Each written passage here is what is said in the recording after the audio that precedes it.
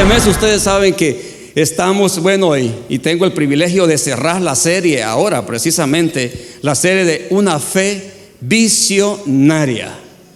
Amén. Una fe visionaria. Y todo este mes se ha estado hablando precisamente, los temas han sido acerca de la fe. Y nuestro pastor abrió la serie precisamente el primero de enero. A ver cuántos se recuerdan. No muchos, porque yo sé que no estuvieron acá. Se quedaron durmiendo. Pero bueno, nuestro pastor comenzó hablando caminando por fe. Y luego la fe genuina. Y luego el otro tema, ¿dónde está tu fe? Y ahora el tema que quiero compartirles es ofreciendo todo por fe. ¿Cuánto lo pueden repetir conmigo? Ofreciendo todo por fe. Amén. Y para eso vamos a ir a la Biblia, a la palabra de Dios, en el libro de Hebreos, capítulo 11. Hebreos 11 o 11 de Hebreos, pero alguien dijo, bueno, vamos a ir al libro de los Hebreos, dijo. No, es el libro de Hebreos. Amén.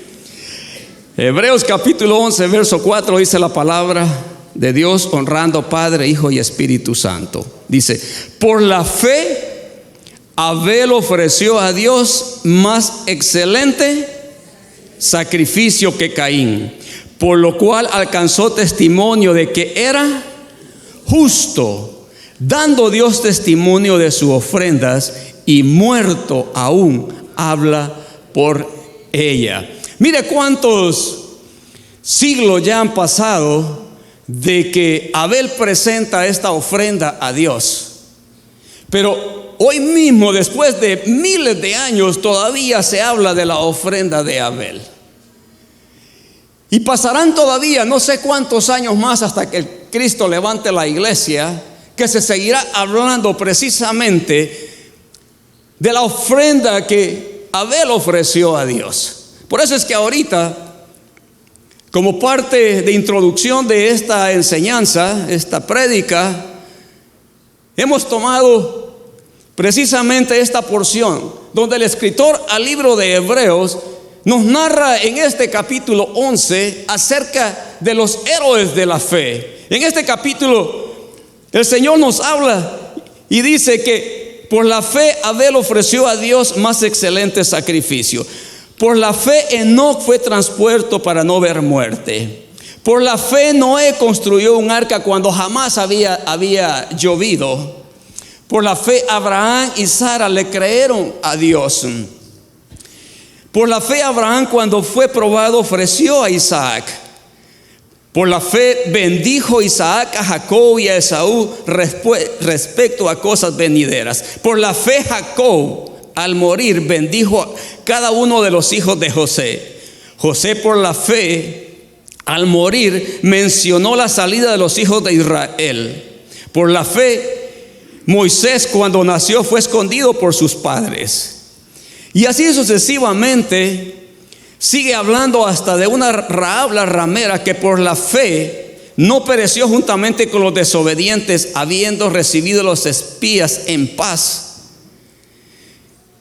Y el verso 32 dice, ¿y qué más digo? Porque el tiempo me faltaría contando de Gedeón, de Barak, de Sansón, de Jefté, de David, así como de Samuel y de los profetas.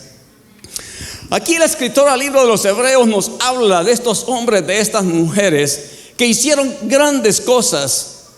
Le creyeron a Dios por fe y ellos pudieron haber sido usados por Dios porque tuvieron fe, le creyeron a Dios. Pero aquí en este capítulo hay algo especial. Cuando comienza la narrativa en este capítulo 11 de los héroes de la fe, ¿qué personaje es el que primero la Biblia nos menciona? Nos comienza hablando primeramente por Abel. ¿Por qué no fue por Noé? ¿Por qué no fue por Moisés? ¿Por qué no fue aún por el padre de la fe, Abraham? ¿Por qué no abre el escritor a Hebreos hablando de uno de ellos, sino que comienza hablando precisamente por Abel? Mire, La Biblia en el capítulo 4 de Génesis, verso 3 y 4 dice: aconteció andando el tiempo que Caín trajo del fruto de la tierra una ofrenda a Jehová. Y Abel trajo también de los primogénitos de sus ovejas, de lo más gordo de ellas. Y miró Jehová con agrado a Abel y a su ofrenda. Dios miró con agrado la ofrenda de Abel, porque no fue una simple ofrenda simplemente para salir nada más del compromiso, sino que Abel escogió el primogénito y escogió lo mejor de los corderos para presentárselo a Dios. Porque ahí hay algo especial en esto, y es algo que tenemos nosotros que mirar y darnos cuenta en esto. Y fíjese que hablando un poquito de Abel, el nombre Abel significa exhalación o aquello que asciende. Y Abel es un tipo del hombre espiritual. Su sacrificio en el que se derramó sangre expiatoria, en la ofrenda que presentó Abel, trajo un cordero, lo mejor de la manada, el más gordo. Pero ahí estaba siendo sacrificado un corderito inocente. Ahí iba a haber derramamiento de sangre. Por eso en Hebreos 9:22 dice que sin derramamiento de sangre no hay remisión de pecados. Fue entonces al mismo tiempo su confesión de pecados. Al traer este sacrificio, al sacrificar este humilde, manso corderito, Abel, él estaba diciéndole al Señor: reconozco, Señor, que soy pecador.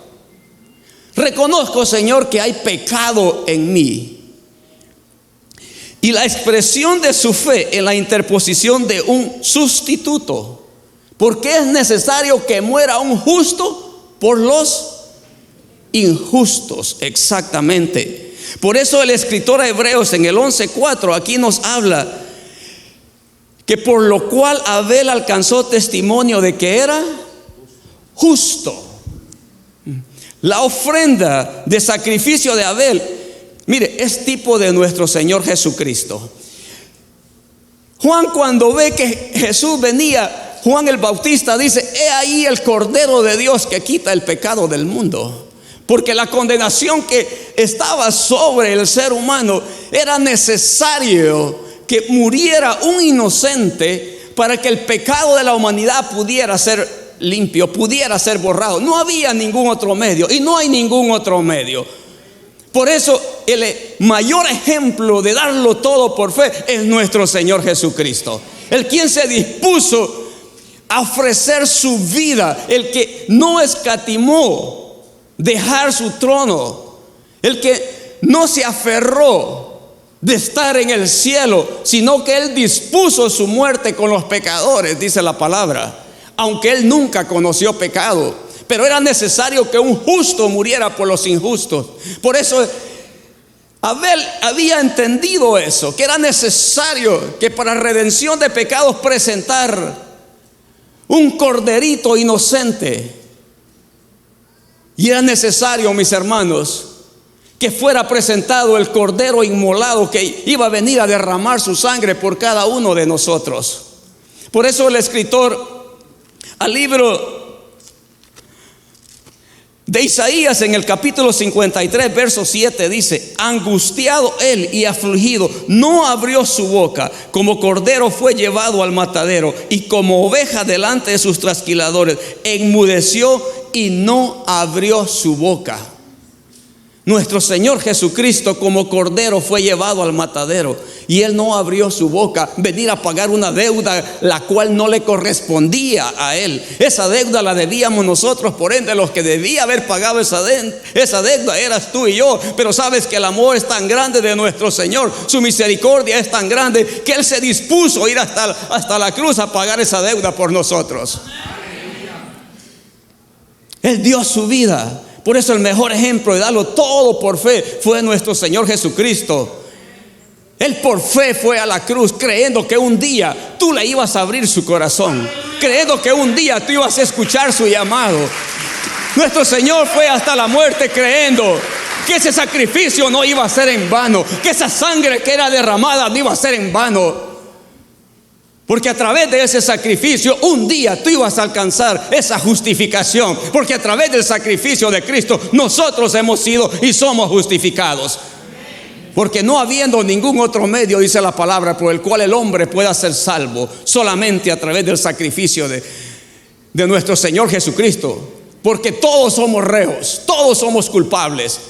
Por eso Isaías en el 53:6 dice: todos nosotros nos descarriamos como oveja, cada cual se apartó por su camino, mas Jehová cargó en él el pecado de todos nosotros. Cuando dice todos, somos todos, no excluye a nadie. Porque justo ni siquiera uno. El único justo se llama Jesús de Nazaret, el Rey de Reyes y Señor de Señores, el inmolado, el que fue quebrantado, el que fue molido, el que padeció en el madero, para romper toda cadena de condenación, para librarnos de la condenación eterna. Él fue inmolado. Él fue el que pagó el precio. Y Él está ahora, mi hermano, sentado a la diestra del Padre, intercediendo por cada uno de nosotros. Por eso el Padre le dio un nombre que es sobre todo nombre. Y en el nombre de Jesús se doblará toda rodilla y toda lengua confesará que Él es el Señor. Ahora eso es un hecho, mi hermano, que toda lengua confesará a Jesús que Él es el Señor. Ahora la diferencia está en el que lo confiese en este siglo o el que lo confiese en el día del juicio. Toda lengua lo va a confesar, toda lengua va a tener que reconocer que Jesús es el Señor. La diferencia está, mi hermano, la oportunidad que ahora nos da el Señor a nosotros de estar en un lugar donde se comparte la palabra, donde se enseña que hay un Cristo inmolado, que Él vino para darnos vida y vida en abundancia, que Él se vino a ofrecer sacrificio grato ante la presencia del Señor. Y nos da la oportunidad ahora de reconocerlo como nuestro Señor y Salvador.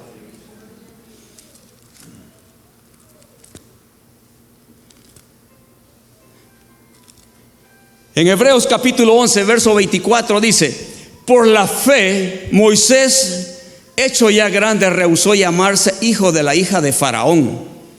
Dice, escogiendo antes ser maltratado con el pueblo de Dios que gozar de los deleites temporales del pecado, teniendo por mayor riquezas el vituperio de Cristo que los tesoros de los egipcios, porque tenía puesta la mirada en el galardón. Mira, mi hermano, nosotros tenemos puesta la mirada en el galardón. El Señor nos ofrece cielos nuevos, tierra nueva, donde vamos a ir a morar con Él por la eternidad. Vamos a ir a caminar esas calles de oro. Vamos a estar en ese mar de cristal.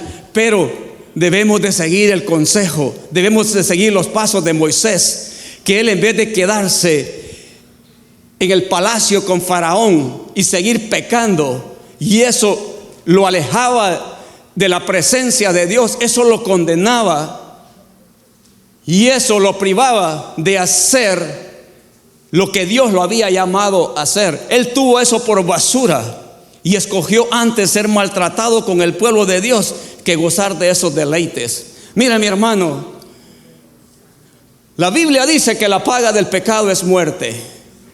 Y el pecado es lo que nos separa de Dios desde el principio de la creación. Cuando Adán le falla a Dios, fue el pecado lo que separó al hombre de Dios.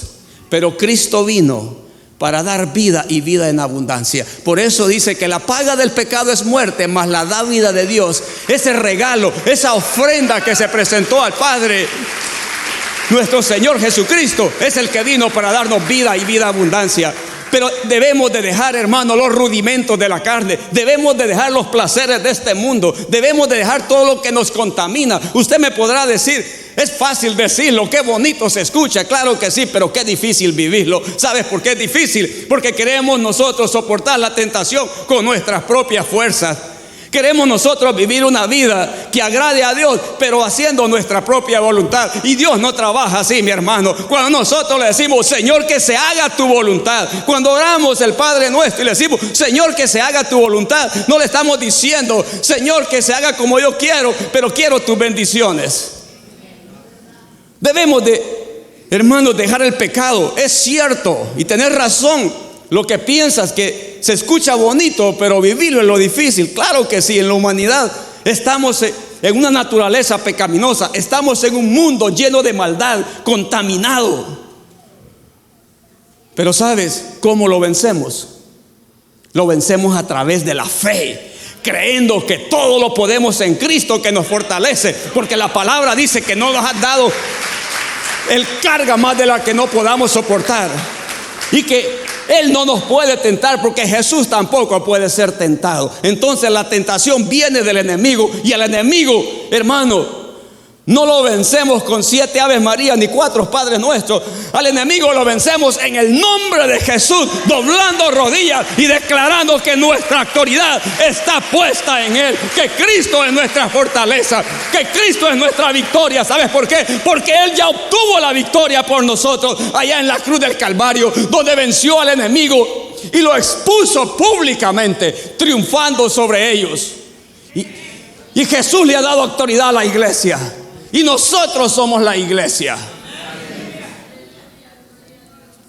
Filipenses capítulo 2 versos 5 y 8 dice: haya pues en vosotros este sentir que hubo también en Cristo Jesús, el cual siendo en forma de Dios, no estimó el ser igual a Dios como cosa a que aferrarse, sino que se despojó a sí mismo, tomando forma de siervo, hecho semejante a los hombres, y estando en la condición de hombre se humilló a sí mismo, haciéndose obediente hasta la muerte y muerte de Cristo. Si Cristo Jesús, que no tenía pecado, Él se despojó de todo.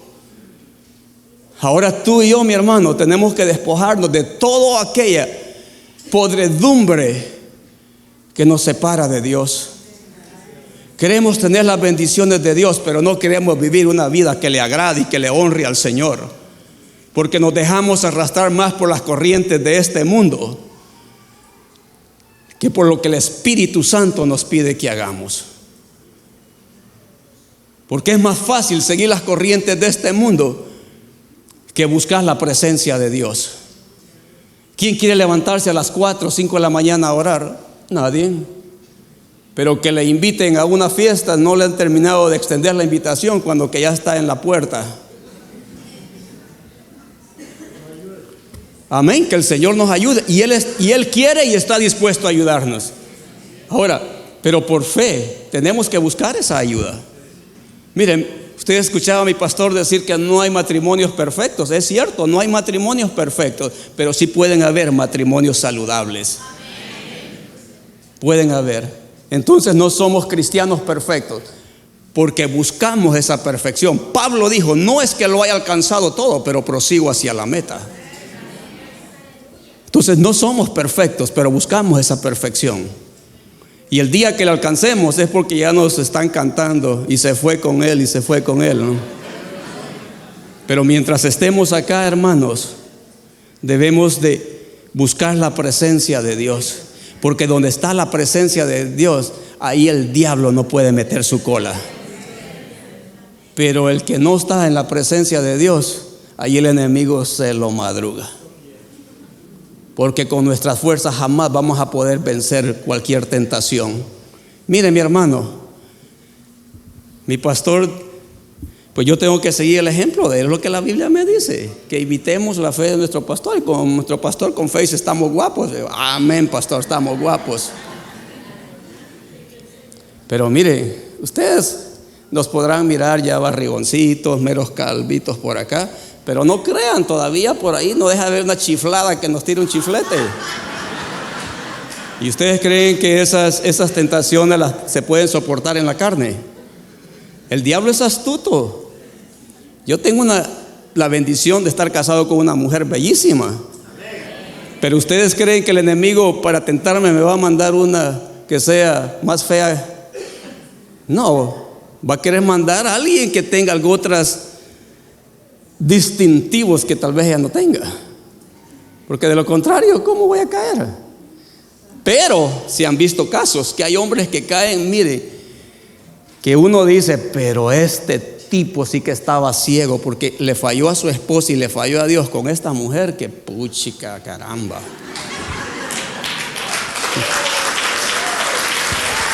Igualmente pasa con algunas mujeres que le han fallado a su esposo y a Dios. Y dice, esta mujer, santo Dios, que estaba mirando si tiene su esposo que es un tipo simpático, bien parado, así como mi pastor y como su servidor.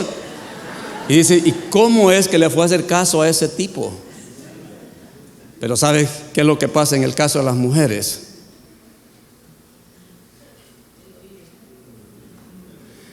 El enemigo comienza a usar a un sinvergüenza para que les susurre en el oído. Y a nosotros los hombres comienza a usar a la misma esposa para negársele a su esposo, y por ahí el enemigo está entrando. No es la conferencia de parejas, pero ahí les va de gratis, mujeres. Cuiden a su esposo, porque para uno, usted quizás pueda ver a su esposito ya barrigoncito, pero allá hay una afuera que lo está mirando tan esbelto, porque lo que está mirando quizás es la forma como él la trata a usted, y usted no ha apreciado ni se está dando cuenta de eso. Pero aquella bandida que está afuera, si bien se da cuenta, y llega y le dice, ay, cómo quisiera yo tener un esposito como usted, qué bonito usted le habla a su esposa, ay, cómo es usted de atento con su esposa.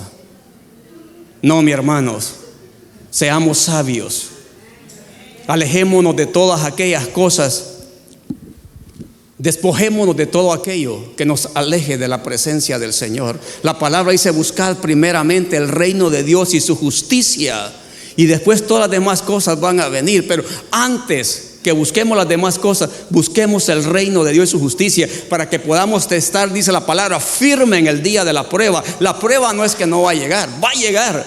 La pregunta es cuándo y cómo y a través de quién. Pero no importa cuándo ni cómo y a través de quién llega, lo importante es que estemos parados en la roca que es Cristo, para que podamos tener victoria, hermanos. En Romanos capítulo 9, verso 30 al 33 dice, ¿qué pues diremos? Que los gentiles que no iban tras la justicia han alcanzado la justicia, es decir, la justicia que es por fe. Por fe Abel presentó mejor ofrenda a Dios que su hermano Caín. Es por fe, mi hermano. Nosotros vivimos por fe, no por vista, vivimos por fe. Y esa es la fe que nos mantiene firmes. Amén.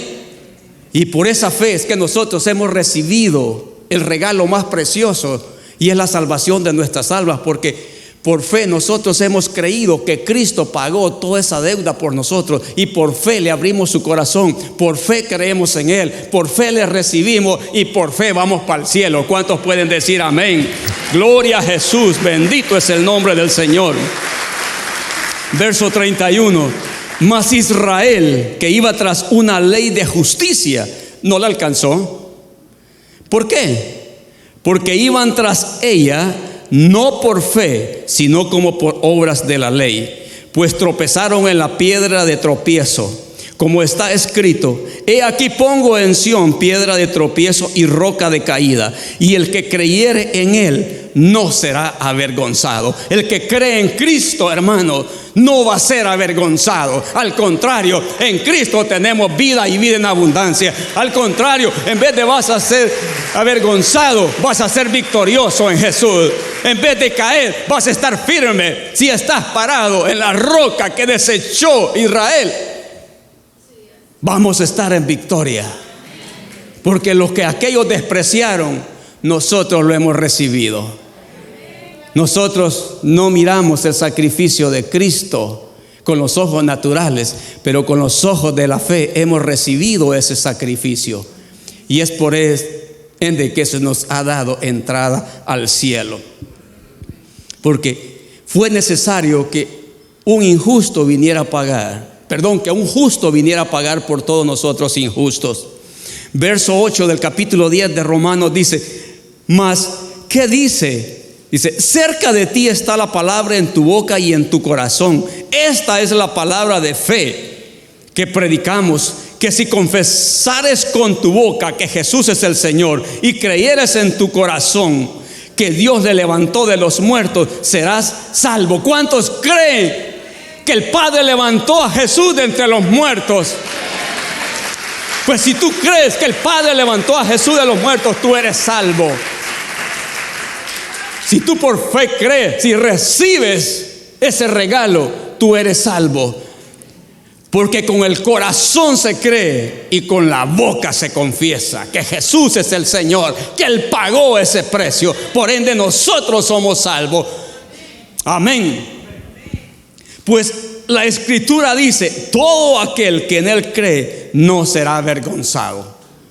Todos los que creemos en el Señor no vamos a ser avergonzados, porque Él es justicia, Él es amor, Él es nuestro libertador, Él es nuestro amparo, Él es nuestro consuelo, Él es nuestro refugio. Yo sé, mi hermanos, que en medio de la dificultad a veces la fe como que desvanece un poquito, ¿verdad? O en otras ocasiones lo que está frente a nuestros ojos, no necesitamos fe. El millonario no necesita fe, tiene el dinero para ir a pagar al mejor cirujano.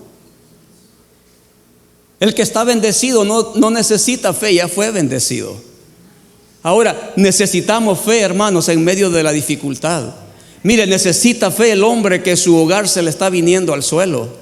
Necesita fe la familia que sus hijos están en drogas y en alcohol.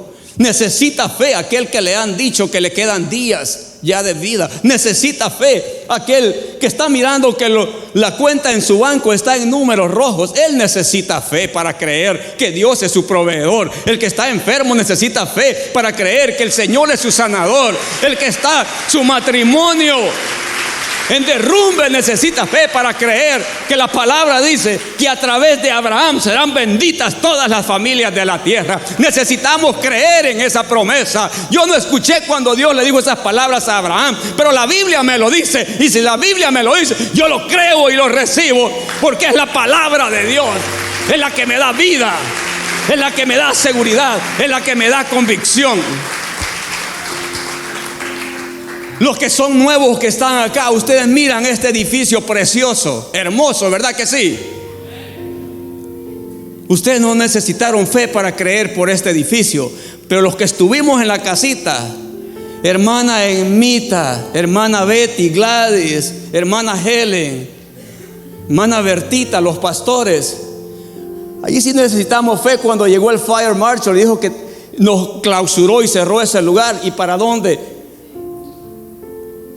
Mire, recuerdo que con mis pastores y Alba Melara corrimos a tocar puertas en muchas iglesias que nos abrieran puertas para tener cultos.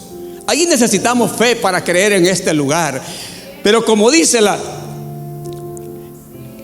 en Hebreos capítulo 11, verso 3 dice: por la fe entendemos haber sido constituido el universo por la palabra de Dios, de modo que lo que se ve fue hecho de lo que no se veía. Esa es la fe, mirar con los ojos de la fe lo que todavía no existe, pero tú dices: yo creo que eso viene, yo creo que mis hijos son salvos, yo creo que soy sano, yo creo que la bendición viene, yo creo que me levanto, yo creo que mi tiempo viene, yo creo que mi bendición viene, yo creo que mi libertad viene, porque lo están mirando con los ojos de la fe.